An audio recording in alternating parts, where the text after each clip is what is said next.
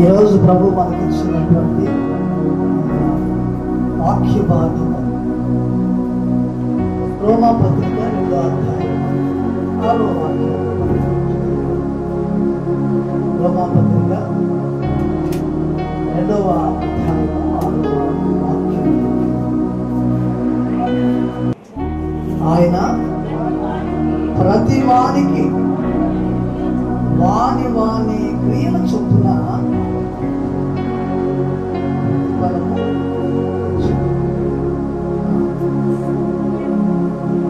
చదవాలి గట్టిగా. సత్క్రియను ఓపికగా చేయించు మహిమను ఘనతను అక్షయతను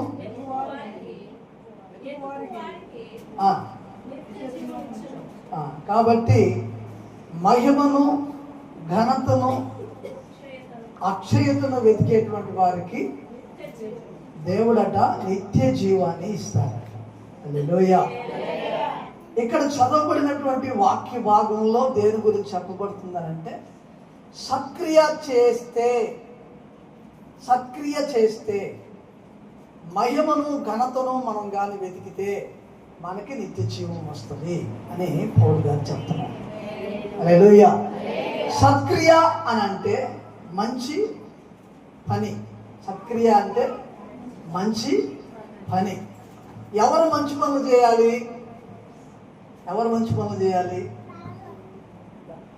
దేవుడు మనందరినీ లోకంలో నుంచి పిలిచి మన మీద ఉన్నటువంటి పాప భారాన్ని కడిగివేసి మనల్ని పరిశుద్ధులుగా ఎందుకు చేశాడో తెలుసా?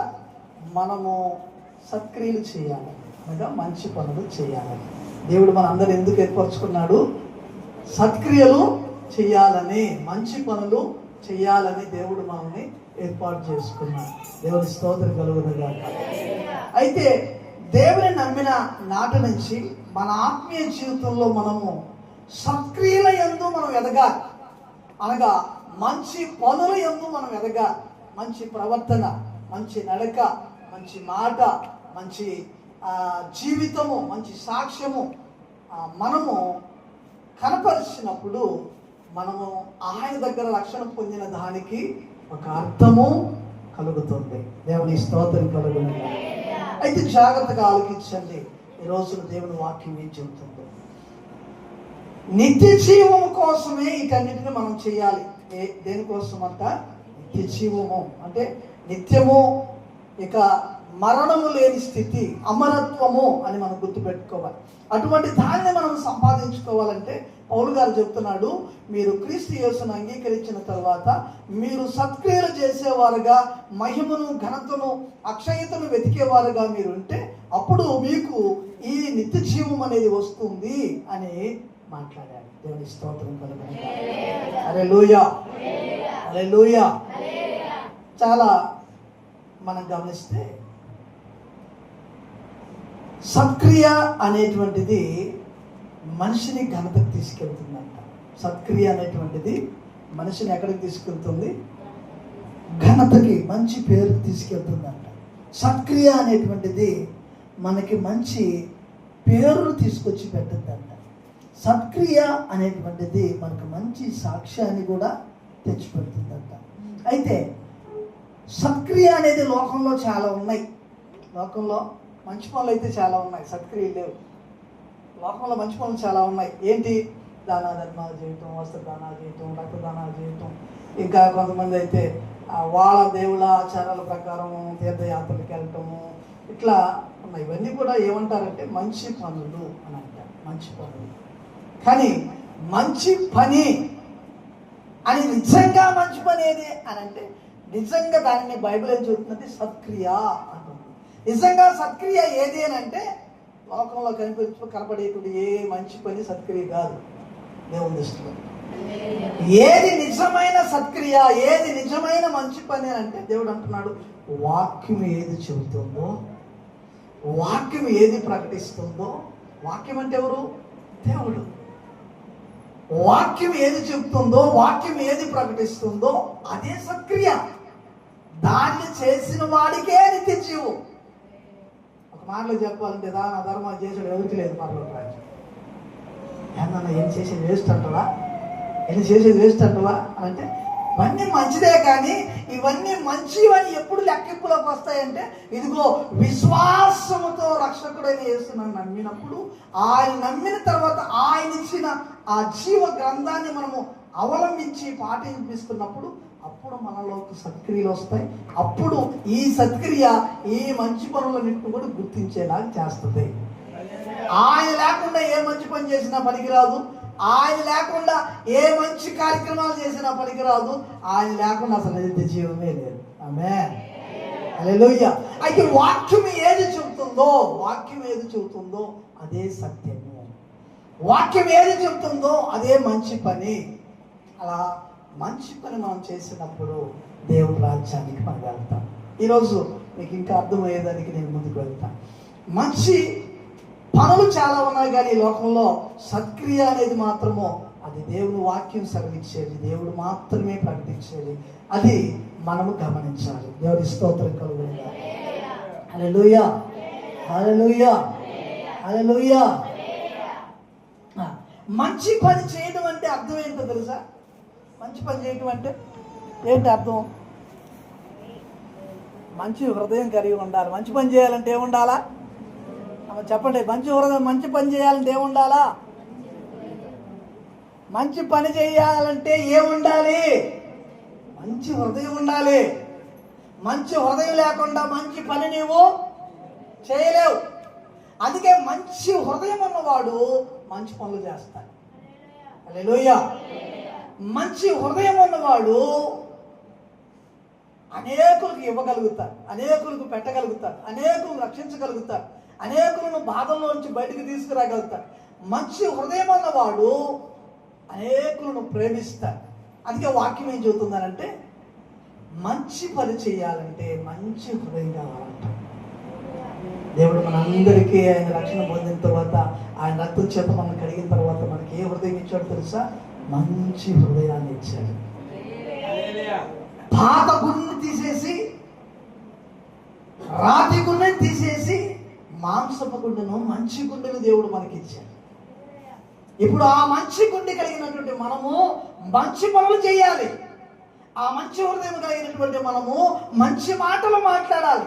ఆ మంచి హృదయాన్ని కలిగినటువంటి మనము మంచి సాక్ష్యాన్ని సంపాదించాలి. ఇది దేవునికి ఇష్టం. హల్లెలూయా, హల్లెలూయా. అయితే ఒక మాట చూడండి, యేసు ప్రభువుని ఒక మాట అన్నారు. ఏమన్నాడు చూడండి, మార్కు సువార్త 12:14 చదవండి. ఆనాడు జనాలు యేసు ప్రభువుని గురించి కూడా మాట్లాడుతూ ఏమని మాట్లాడారు చూడండి.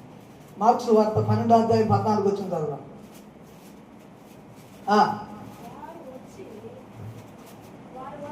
వారు వచ్చి బోధకుడా ఏమంటున్నారు చూసారా? నీవు సత్యవంతుడు అంటున్నారు యేసు ప్రభుని. నీవు ఎవరిని లక్ష్య పెట్టని వాడవని మేము ఎరుగుదాం. నీవు మొహమాటం లేని వాడవని,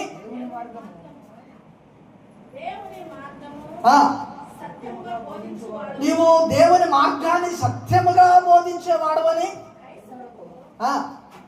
ఇప్పుడు చూడండి, అక్కడ ఉన్న వాళ్ళందరూ ఏమంటున్నారంటే యేసు ప్రభు గురించి ఏమంటున్నారంటే, అయ్యా నీవు సత్యవంతుడు అని, నీవు సత్యముగా బోధించేవాడు అని, సత్క్రియలు చేసేవాడు అని, నీకు మొహమాటం లేదని, నువ్వు యథార్థవంతుడు అని మాకు అర్థం అవుతుంది. ఎవరు ఈ మాట్లాడుతున్నారు తెలుసా?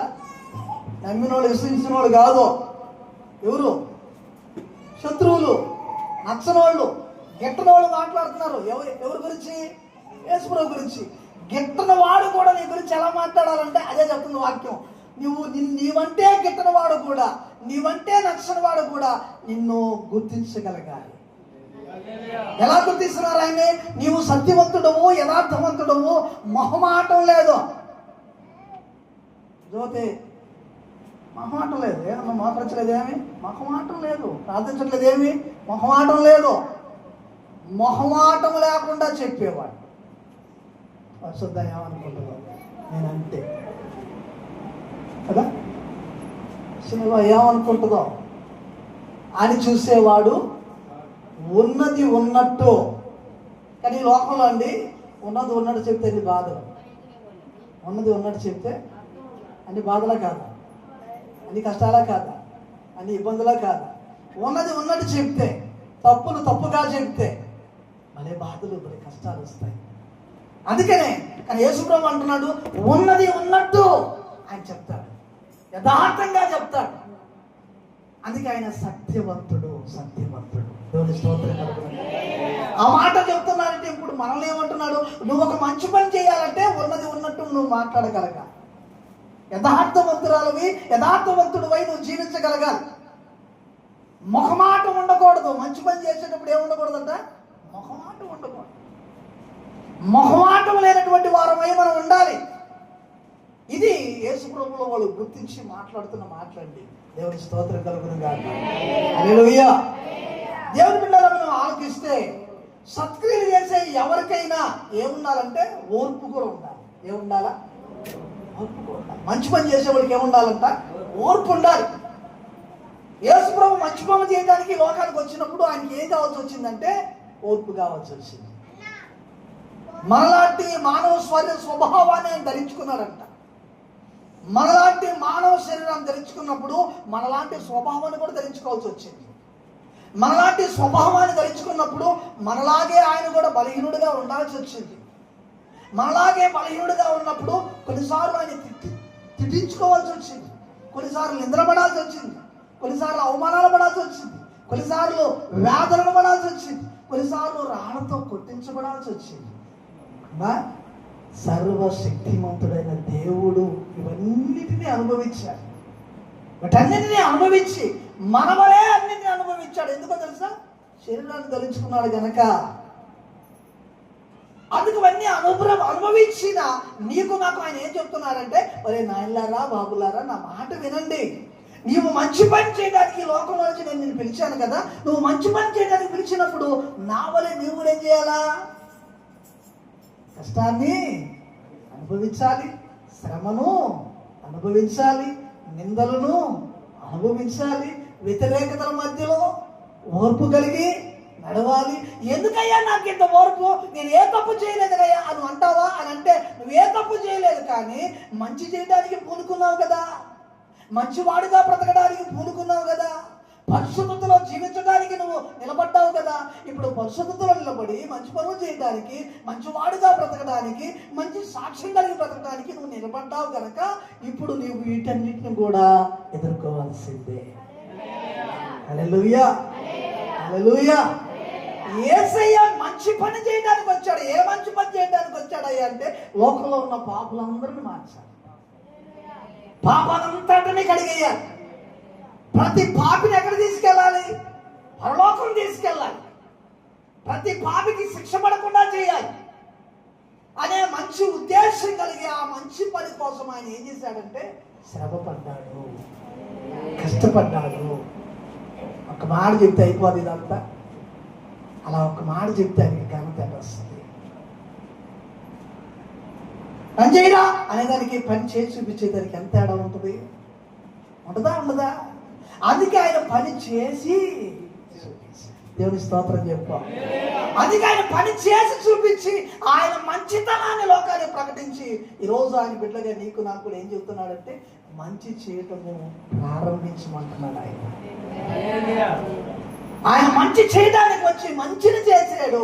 ఆ మంచిలో ఆయనకు ఓర్పు కావాల్సి వచ్చింది. పడుతున్నప్పుడు ఓర్చుకోవాలి కదా, ఓర్చుకోకపోతే ఈ రక్షణ కలగదు. కోపం వచ్చిందానికి ఆయనకి కొట్టేవాళ్ళందరూ చచ్చిపోతారు. కానీ ఏం కావాల్సి వచ్చింది? దానికి ఓర్పు కావాల్సి వచ్చింది. రాళ్ళ దెబ్బలు కొడుతున్నప్పుడు ఓర్పు కావాల్సి వచ్చింది.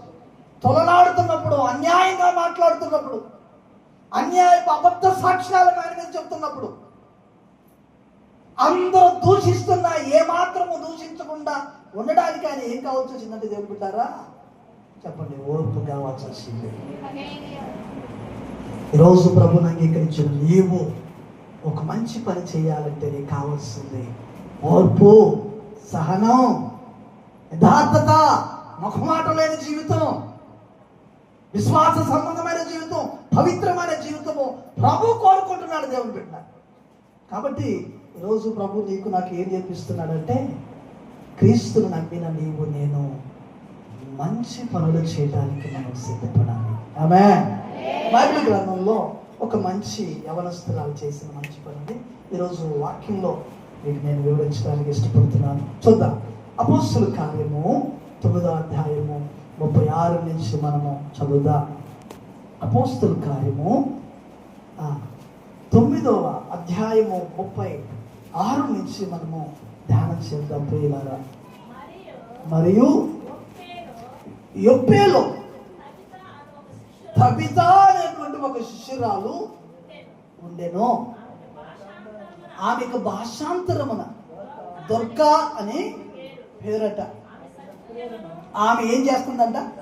సత్క్రియలను, ధర్మ కార్యాలను బహుగా చేసి ఉన్నది. దేవుడి స్తోత్రం చెప్పాలి. ఆమేన్. ఇప్పుడు చూడండి, యొప్పేలో ఒక యవనస్తురాలు ఉందంట. ఆమె పేరు తబిత, దొర్కా అని పిలువబడుతుంది. ఈమె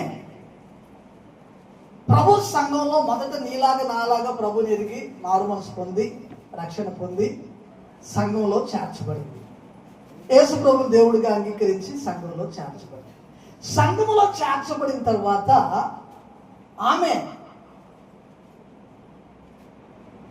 ఏమి నమ్మింది అని అంటే, యేసు ప్రభు మా కొరకు ఇంత చేశాడు కదా, ఆయన ఇంత మంచి పని చేశాడు కదా, మరి ఆయన నాకు ఎన్నో మేలు చేశాడు. నా రోగాలు తగ్గించాడు, నా బాధలు తగ్గించాడు, నా కష్టాలు తీసేశాడు, నా ఇబ్బందులు తీసేశాడు. వాటన్నిటికంటే ముఖ్యంగా నన్ను నరకానికి వెళ్లకుండా కాపాడి నాకు రక్షణ ఇచ్చాడు. ఇంత మేలు చేసిన దేవునికి నేనేమి ఇవ్వాలి అని ఆలోచించిందంట. హల్లెలూయా, హల్లెలూయా. సహజంగా దేవుని మందిరానికి వచ్చే బిడ్డలందరూ కూడా ఏం కోరుకుంటారంటే, నాకు నా దేవుడు అప్పులు తీసేస్తే బాగుండు, నా కష్టాలు తీసేస్తే బాగుండు, నా రోగం తీసేస్తే బాగుండు, నా దెయ్యం పోగొడితే బాగుండు, లేకపోతే నా ఇల్లు కట్టిస్తే బాగుండు, లేకపోతే నేను కోరుకున్నది నాకు దొరికితే బాగుండు. ఇలా మనము దేవుని దగ్గరికి వచ్చిన తర్వాత ఆయన దగ్గర నుంచి ఏం పొందుకోవాలా, ఏం తీసుకోవాలా, ఇలా ఆలోచిస్తామంట. కానీ ఆ జీవితాన్ని దేవుని వాక్యం ఏం చెబుతుందంటే అది విశ్వాస జీవితం. కానీ విశ్వాస జీవితంలో నుంచి మంచి పనులు చేయాలంటే మనము శిష్యులుగా మారాలి. విశ్వాస అనేటువంటి జీవితంలో నుంచి దేవునికి ఇంకొంచెం మనం దగ్గర కావాలంటే మనం ఏమవ్వాలి అంటే విశ్వాసులుగా కాక శిష్యులుగా మారాలి. దేవునికి శిష్యులుగా మనం మారాలి. ఇప్పుడు ఈ యొప్పేలో ఉన్నటువంటి ఈ తబిత మొదట నీలాగా నాలాగా విశ్వాసే. కానీ ఆ తర్వాత ఆమె దేవుని వాక్యం విన్న తర్వాత, దేవునిలో ఉన్న మంచితనము ఆమె గుర్తించిన తర్వాత, ఆమెకు దేవుడు ఏం ఆలోచనిచ్చాడంటే, నేను మందిరానికి వెళ్తున్నాను కదా, దేవుని సేవిస్తున్నాను కదా, దేవునికి ప్రార్థిస్తున్నాను కదా, ఆయన నా కోసం ఇంత మంచి పని చేశాడు కదా, మరి ఆయన నాకు ఇన్ని చేస్తే నేను ఆయన కోసం ఏం చేశాను? ఎలా ఆలోచిస్తున్నామా? ఆయన నాకు ఇన్ని చేశాడు కదా, మరి ఆయన కోసం నేను ఏ మంచి పని చేశాను? వినాలి.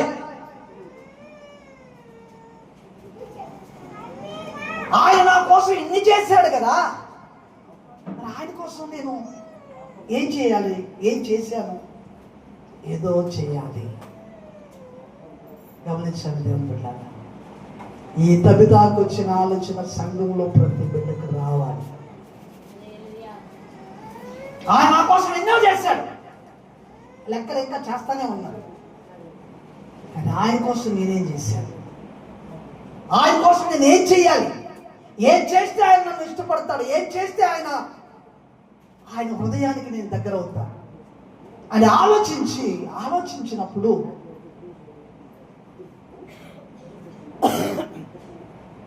ఆమె అలా ఆలోచించినప్పుడంట ఆమెకి ఏమొచ్చిందంటే ఆలోచన, దేవుని బిడ్డలారా, సంఘంలో ఎదిగిందంట. సంఘంలో ఎదిగిందంట. ఏం ఎదిగి ఉంటుంది? దేవుని పని నేనేం చేయాలి? ఆయనకి ఇష్టం రావాలంటే నేనేం చేయాలి ఈ తపనతో మందిరంలోకి వచ్చి కూర్చున్న కానించి ఆరాధన జరుగుతున్న కానించి ముగించబడేదాకా ఆమె ఏం ఆలోచిస్తుందంటే దేవుని కొరకు నేనేం చేయాలి, దేవుని కొరకు ఎప్పుడు నా కోసమే చేసుకుంటున్నా, నా కోసమే అడుక్కుంటున్నా, కానీ ఆయన కోసం నేనేం చేయాలి నేను అని ఆలోచిస్తూ సంఘంలో ఎదికిందంట. ఏం చేసిందంట? సంఘంలో ఎతికిందంట. ఎతికితే దొరకదా మా పని? చెప్పండి అమ్మ, ఎతికితే దొరకదా? అయ్యా చెప్పండి, వెతికితే దొరకదా? తబిత సంఘంలో కూర్చున్న తర్వాత మంచి పనులు సత్క్రియలు చేయాలని ఆలోచించిన ఈ తబిత సంఘంలో ఎతికిందంట. నేనేం చేయాలి ఎతుకుతున్నప్పుడు ఆమెకి దేవుడు చూపించిన పని ఏంటో తెలుసా? కూర్చున్నారు అంతా కూడా, స్త్రీలు పురుషులు అందరూ కూర్చున్నారు. అప్పుడు కొంతమంది స్త్రీలు, కొంతమంది పెద్దవాళ్ళు, కొంతమంది వృద్ధులు ఆమె కంటికి కనపడ్డారు. ఎలా కనపడ్డారు తెలుసా? ఇక్కడికి వచ్చి కూర్చున్నప్పుడు జ్యోతి ఒక రకమైన డ్రెస్ వేసింది,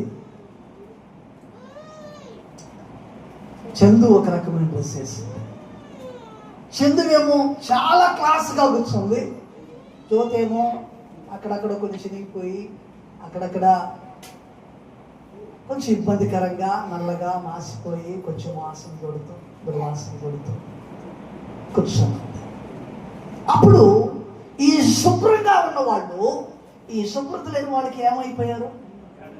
చెప్పండి అమ్మా, మీరు ఏమైపోయారు? దగ్గరయ్యారా దూరం అయ్యారా? అదే సంఘంలో ధనవంతులు ఉన్నారు, పేదోడు కూడా. ధనవంతుడు ఏమనుకుంటున్నాడు అని అంటే, ఈ చర్చికి ఎందుకు వచ్చాను రా నేను, ఈ మురికోల మధ్య ఎందుకు కూర్చోవాలి రా నేను, చర్చి మారైతే బాగుంది. అందుకే ఈ మధ్య కొన్ని పట్టణాల్లో ధనవంతుల కోసం చర్చి కొట్టుకుంటున్నారు, పేదోళ్ళ కోసం చర్చిలు కొట్టుకుంటున్నారు. ఎందుకో తెలుసా? ఈ తేడా, ఏ తేడా? వస్త్రాల తేడా, కులం తేడా, నీట్నెస్ తేడా. ఈ తేడా చూసుకొని ఏం చేస్తున్నారంటే దూరం చేస్తున్నారు. ఇప్పుడు ఈ తబిత సంఘంలో ఏం గమనించిందో తెలుసా? అక్కడ కూర్చున్న తర్వాత నా ప్రభువుకి నేను ఏం చేయాలా, ఏ పని చేసి ఆయన నేను సంతృప్తి పరచాలా అని ఆమె ఎదుగుతున్నప్పుడు ఆమె కనిపించింది ఏంటంటే, చినిగిపోయిన వస్త్రాలతో, మురిగి పట్టిపోయిన వస్త్రాలతో కొద్దిమంది ఆమె కంటికి కనపడ్డారంట. కనపడినప్పుడు ఆమె అనుకుంది, ఈ దూరం అయిపోతున్న ఈ సంబంధాన్ని దగ్గర చేయాలి, దూరం అయిపోతున్నటువంటి ఈ ప్రేమను నేను దగ్గర చేయాలి, వారిలో వీళ్ళను కూడా ఒకలాగా నేను చేయాలి, వారి వలే ఉండటం నేను కష్టపడాలి అని ఆలోచించి అన్నం దగ్గరికి వెళ్ళింది. అన్నమ్మా, ఏం సంగతి, ఎక్కడున్నావు, ఇదేం నీకు వస్త్రం, ఇంకేమైనా ఉన్నాయా అని ఆమెని పరామర్శించడం. అలా దూరం నుంచి కన్నుతో జెరాక్స్ చేసేసింది, కన్నుతో స్కానింగ్ చేసేసింది. ఈ కొలత, ఈ ఎత్తు, ఈ పొడుగు, ఈ హైటు, ఈ లావు అన్ని దూరం నుంచే స్కానింగ్ చేసేసింది. దేవుడు ఆ జ్ఞానం ఈడా? నువ్వు మంచి చేయాలని తలపు నీకు వచ్చినప్పుడు దేవుడు నీకు ఆ జ్ఞానం ఈడా ఇస్తాడా? ఇక ఇవేం చేసిందో తెలుసా? అలా అన్నమ్మకి ఏం కావాలి, లేకపోతే ఆనందబాబుకి ఏం కావాలి, జోసఫ్కి ఏం కావాలి, ఇలా అందరినీ గమనించింది. అలా గమనించి రేపు వారం వచ్చేటప్పటికి వాళ్ళు రెడీ చేసుకొని మందిరంలో తీసుకొచ్చింది. ఆడు వచ్చి కూర్చున్న కానించి అసలు ఆ వారం అంతా సంతోషం. నేను కూడా ఇప్పుడు పక్కన కూర్చున్నా అనే సంతోషం వాళ్ళకి. మేము కూడా వాళ్ళలో ఒకరం, మేమేం తక్కువ కాదు అన్నట్టుగా వాళ్ళు కూడా ఆ వస్త్రాలు చూసి సంతోషపడి, మా తల్లి మేము చేసుకోలేని పని నువ్వు చేసావు తల్లి, మేము తెచ్చుకోలేక బాధపడతా ఉంటే మా కష్టంలో నువ్వు పాల్గొంది, మా కోసం ఒక టైలర్ అయ్యావు నువ్వు, మా కోసం అంత డబ్బులు ఖర్చు పెట్టావు నువ్వు. అందరూ ఆనందపడేలా చేసి సంఘంలో ఆమె ఏం చేసిందో తెలుసా? మంచి పని చేసిందంట. చెప్పండి హల్లెలూయా. సంఘంలో ఆమె ఏం చేసింది? మంచి పని. దేని కొరకు చేసిందో తెలుసా?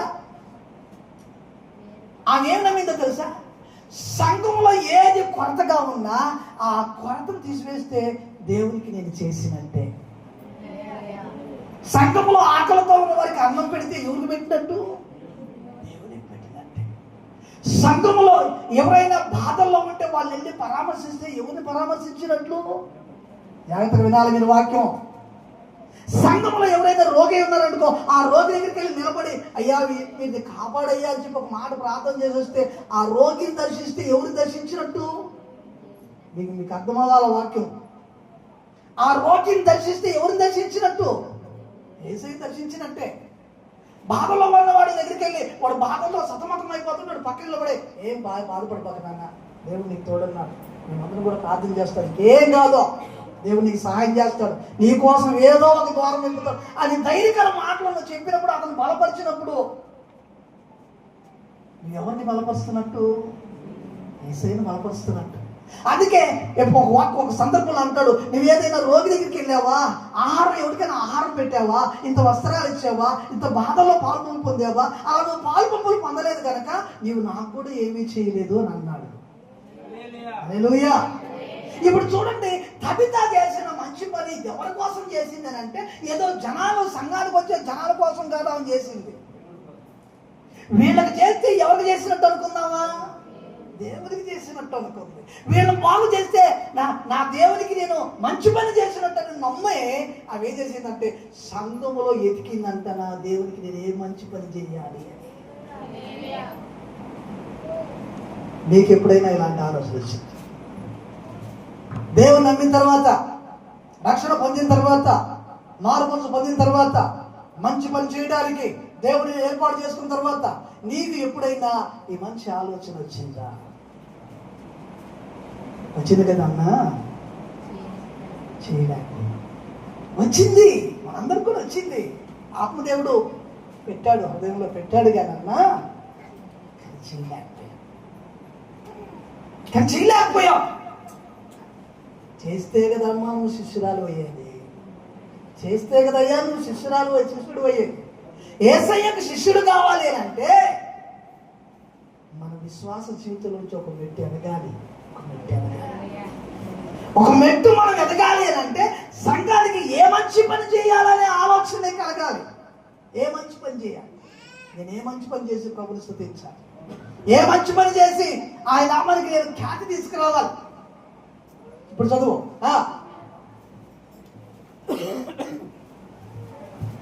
ఆమె బహుధర్మ కార్యాలు చేయొచ్చు.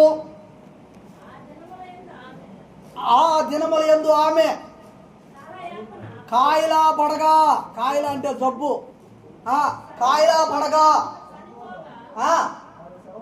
చూడండి, ఆమె కాయలా పడి చనిపోగా వారు శవమును కడిగి. ఇప్పుడు చూడండి ఏం జరిగింది. ఇంత మంచి పని చేసింది కదా సంఘంలో. ఇప్పుడు చూడండి, ఆమె 50 మందిలో రాలేదనుకో, ఈ అమ్మలక్కలంతా ఏమనుకుంటారు చెప్పండి? తగ్గుతారాలేదేమి అనుకుంటారా అనుకోరా? చెప్పండి అమ్మా. ఒకవేళ మీరు ముందు వచ్చారు, ఆమె వెనక వచ్చింది అనుకో మందిరానికి, కూర్చి మీరు వెళ్ళి వేస్తావా ఇవా? చెప్పండి అమ్మా. మంచి ప్లేస్లో కూర్చోబెట్టవా? ఎందుకు? మా బాగోగులు, మాకు ఆహారం లేకపోతే ఆహారం పెడుతుంది, మాకు వస్త్రాలు లేకపోతే వస్త్రాలు ఇస్తుంది, మా మంచి చెడ్డలు చూస్తుంది కాబట్టి ఆమెకు మేము విలువియాలా అని విలువిస్తామా? ఈమె ఇన్ని మంచి పనులు చేసింది. ఇంటి మంచి పనులు చేసినప్పుడు ఆ సంఘం ఆమె ఎంతగానో ప్రేమించిందండి. ఆ బిడ్డలు ఆమెను ఎంతగానో ప్రేమించారు. ఆమె కాయలా పడింది, అనుకోకుండా ఒకరోజు జబ్బు వచ్చేసింది, కాయలా పడి చనిపోయిందంట. అదేందో మంచోళ్ళకే బాగా, అదెందుకో నీతిగా బతికే వాళ్ళకే కష్టాలు, ఎందుకో దేవుని కోసం మంచి పని చేయాలని తపన పడే వాళ్ళకే ఈ బాధలు, ఈ కష్టాలు. దుర్మార్గులకు చూడండి, అక్రమాన్ని విత్తే వాళ్ళకు చూడండి, అన్యాయంగా బతికే వాళ్ళతో చూడండి, వాళ్ళ జీవితం భలే సాఫీగా పోతుంది, ఎంత చక్కగా పోతుంటుందో. మనం అనుకుంటాము, ఇదేది ప్రభువా, నేనేమో ఇంత బాగా బతుకుతా ఉంటే, ఇంత నీతిగా బతకాలని ఆశపడతా ఉంటే, ఇంత పరిశుద్ధంగా బతకాలని ఆశపడుతుంటే, నాకేమో శ్రమలా, నాకేమో ఇబ్బందులా, నాకేమో కష్టాలా, వాళ్ళకేమో సుఖాలా అని అనిపిస్తుంది మనకి. దేవుడు అంటున్నాడు, నీ తండ్రి అయిన దేవుడు నిందల పడలేదా, అవమానపడలేదా? ఆ తర్వాత మరణించి పునరుద్ధానంలో లేచి అన్ని నామముల కన్నా పైనామము కలిగిన దేవుడుగా ఈ లోకంలో ఒక వెలుగు వెలగలేదా? కష్టపడే దేనికి? రేపు నీవు మహిమపరచబడటానికే. ఆమేన్, హల్లెలూయా. అలా మహిమపరచబడాలంటే కొంత శోధన, కొంత బాధ, కొంత బలహీనత, కొంత ఇబ్బంది, కొంత నష్టము నువ్వు అనుభవించాలి. అలా అనుభవిస్తున్నంతసేపు దేవుడు నన్ను వదిలేశాడు అనుకుంటే పొరపాటే. దేవుడు నిన్ను చేయబడవాడు, దేవుడు నేను మర్చిపోడు. అయితే ఆమె అందరికీ అలా సహాయం చేస్తున్నప్పుడు అంట, అందులో కొంతమంది ఆమె ప్రేమించిన వాళ్ళు ఉన్నారు, కొంతమంది అసూయపడిన వాళ్ళు కూడా. సంఘాలు ఈ రెండు ఉంటాయి. ఏం ఆమె చేస్తుందా, మేము చేయమా? ఏం ఆమె చేస్తుందా, మేము చేయమా? కొంతమంది కోపానికి తెచ్చిపెట్టిన వాళ్ళు ఉంటారు, కొంతమంది పోటీకి చేసిన వాళ్ళు ఉంటారు. అలాంటి వాళ్ళు కూడా వచ్చినప్పుడు ఆమె ఎలా ప్రవర్తించుంటుందో తెలుసా? నువ్వు ఇస్తావమ్మా, ఎప్పుడు నువ్వే ఇస్తావని బాధపడుతున్నావు కదా. నేను బాధపడ్డావు, నేను డబ్బులు నాయి, కష్టం నాది, బట్టలు నాయి, నీకు కాసిన అందరూ. కానీ ఈ వారం నేను పంచను, నాకు నా స్థానంలో నువ్వు పంచు, నువ్వు ఇచ్చినట్టే పంచు. ఇప్పుడు ఆమె ఏం చేసింది? ఆ సామాన్ అక్కడ పెట్టి తనకి కాదు అనటం పక్కకి వెళ్ళిపోయి ఎవరైతే ఆ మనసుతో ఉన్నారే వాళ్ళ ముందు పెట్టి వాళ్ళ చేత పంచించింది. ఇప్పుడు ఈమె కావాల్సింది ఏంటి? పేరా, ఘనత, దేవునికి మహిమ. ఎవరికి చేయాలనుకుంటుంది? ఏమా మనుషులు చేయాలనుకోవట్లా, దేవుడికి చేయాలనుకుంటుంది. కాబట్టి ఎవరు పంచితే ఏముంది, ఎవరు ఇస్తే ఏముంది. కానీ కొంతమంది అట్ట కాదు. ఏం పాస్టర్ గారు, నేను 500 ఇచ్చిన, చెప్పలేదే నా పేరు. నేను 1000 రూపాయలు ఇచ్చిన, చెప్పలేదే నా పేరు. 10,000 ఇచ్చిన నేను, ఏం నా ఘనంగా చెప్పలేదు నా గురించి. 20,000 ఇచ్చా నేను, ఏంది నా గురించి అసలు ఏం చెప్పలేదు ఆయన. మనం ఇది కోరుకుంటామంట. కానీ తబిత అది చూడలా. తబిత ఏం చూస్తుందో తెలుసా? నా పేరు రావాల్సిన అవసరం లేదు, నా పేరు రావాల్సిన అవసరం లేదు, నా డబ్బులు కనబడాల్సిన అవసరం లేదు, నా పని కూడా కనబడాల్సిన అవసరం లేదు. నా తండ్రి దృష్టిలో నేను కనపడితే చాలు. ఆమేన్ చెప్పా. దేవుని బిడ్డలారా, ఇలాంటి హృదయంతో ఆమె సంఘంలో ఓ మంచి పని చేయాలని ప్రారంభించిన ఆమె చూడండి, ఒక రోజున చనిపోతారంట. ఈ అమలక్కలు, ఈ అయ్యలందరూ కూడా ఏం చేశారంట? తీసుకెళ్ళి స్నానం చేసి, శుభ్రంగా స్నానం చేసి, ఏ మేడగదులు అయితే వాళ్ళు ప్రార్థన చేస్తున్నారో ఆ మేడగదిలో పండబెట్టి, చచ్చిపోయిన వాళ్ళు ఏం చేయాలి వాస్తవానికి? అన్ని రెడీ చేసి తీసుకెళ్ళాలి. వీడేం చేశారు తెలుసా? అన్ని రెడీ చేసి తీసుకెళ్లకుండా నేరుగా తీసుకెళ్ళి మందిరంలో పెట్టి శుభ్రంగా కడిగి ఆ ముందు పెట్టి ఆ చుట్టూ కూర్చొని ఏడుస్తూ ప్రార్థన చేస్తూ, ఓ సేవకుడా ఏడన్నా నువ్వు రా, నేను ఇట్లాంటి బిడ్డను పోగొట్టుకోవడం మాకు ఇష్టం లేదు.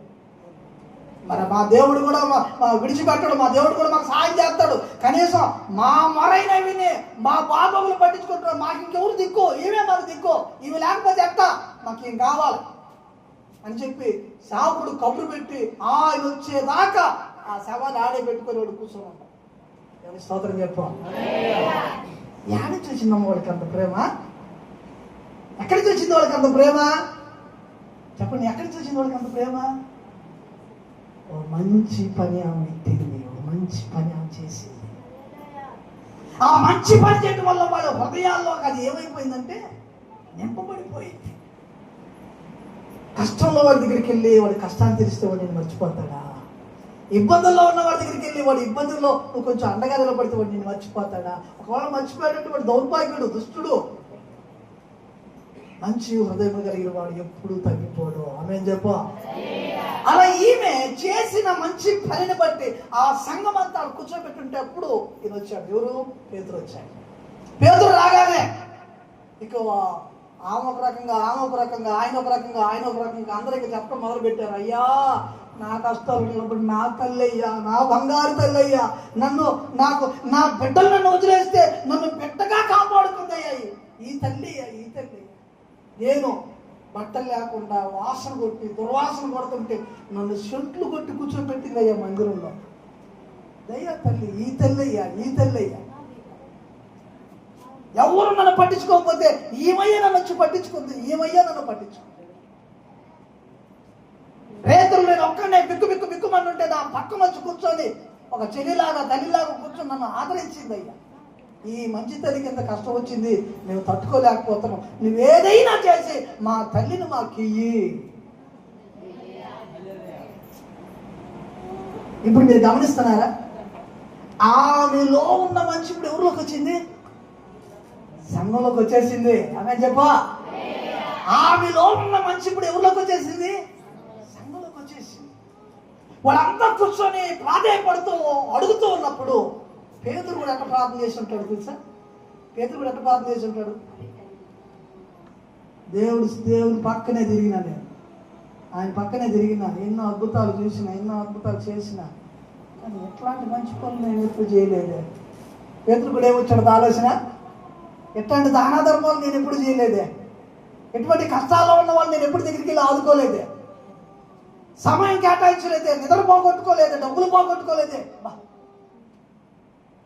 శిష్యురాలు ఏమి, శిష్యురాలు దేవుడి శిష్యురాలంటే ఏమి అని అప్పుడు ఈ పేతురు ఎలా ప్రార్థన చేసి ఉంటాడంటే, ప్రభువా ఇంత మంచి పని చేసే బిడ్డ ఈ లోకాన్ని విడిచిపెట్టేస్తే అయ్యా నీ పనులు చాలా ఆగిపోతాయి అయ్యా.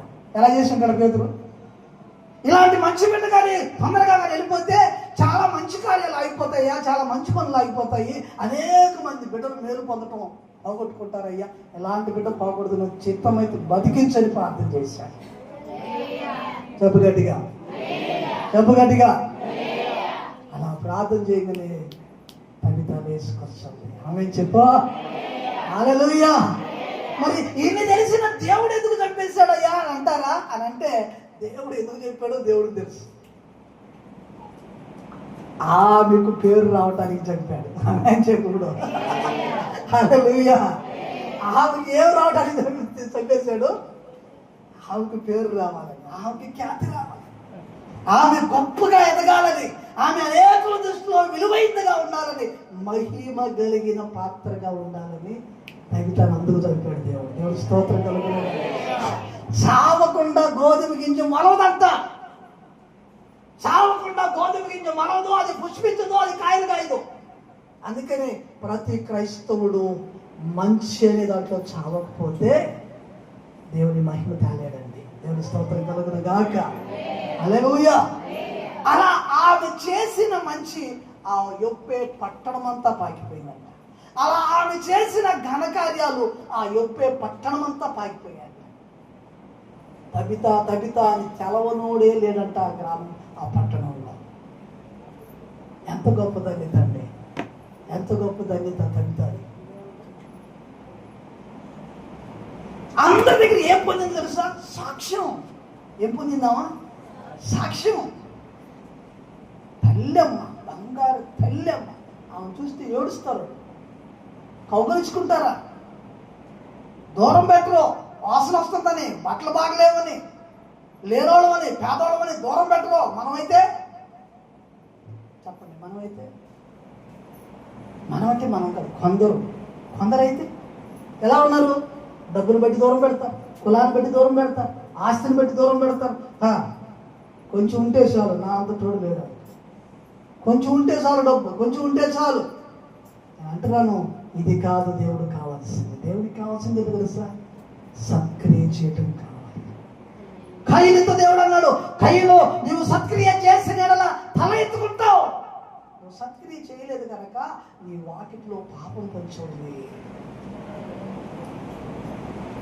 నేను బిడ్డలు ఆలకిస్తున్నాను.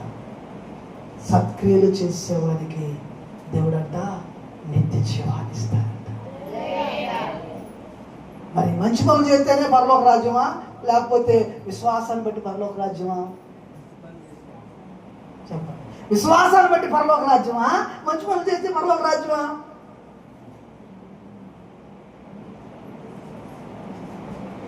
పరలోక రాజ్యం దేని బట్టి వచ్చింది మనకి? విశ్వాసాన్ని బట్టి వచ్చిందా, మంచి పనులు బట్టి వచ్చిందా? మంచి పనులు బట్టిగా. ఆయన యందు ఉన్న విశ్వాసం చేత మనకు పరలోక రాజ్యం వచ్చింది. మరి సత్క్రియలు దేనికయ్యా అంటే మనము ఘనపరచబడటానికి. నా బిడ్డ ఇంత అని దేవుడు నేను చెప్పుకోవడానికి, ఆ రాజ్యంలో నీకు బహుమతులు ఇవ్వడానికి, ఆ రాజ్యంలో ఉన్నతమైన స్థానంలో నేను కూర్చోబెట్టడానికి. ఇలా కూర్చొని నువ్వు బాగా మంచి సత్క్రియలు చేసినావు అనుకో, ఆడ వచ్చిన దేవతలతో నువ్వు కూడా వరుసగా నిలబడితే సుఖమే ఉంది. ఆయన పక్కన వెళ్ళి కూర్చుంటే కనపరచబడినట్ట కాదా? అలా నీవు చేసిన మంచి పనులు బట్టి నీ హోదా అక్కడ మారిపోద్ది దేవుని దగ్గర, నీ పరిస్థితి అక్కడ మారిపోద్ది దేవుని దగ్గర. నువ్వు జీవించిన జీవితాన్ని బట్టి నిన్ను దేవుడు అంత చక్కగా అలంకరిస్తాడు ఆయన రాజ్యంలో. అలా అలంకరించబడాలంటే దేవుని బిడ్డ నీ ఒక స్థానము మనం ఎదగాలి. ఏ స్థానం ఎదగాలి? విశ్వాస జీవితంలో నుంచి యేసయ్యకు శిష్యులుగా మనం మారాలి. అది యేసయ్య శిష్యులతో అన్నాడు, మీరు సర్వలోకానికి వెళ్ళి సర్వ సృష్టికి సువార్తను ప్రకటించి సమస్త జనులను నాకు విశ్వాసులుగా చేయండి అని అనలా ఆయన.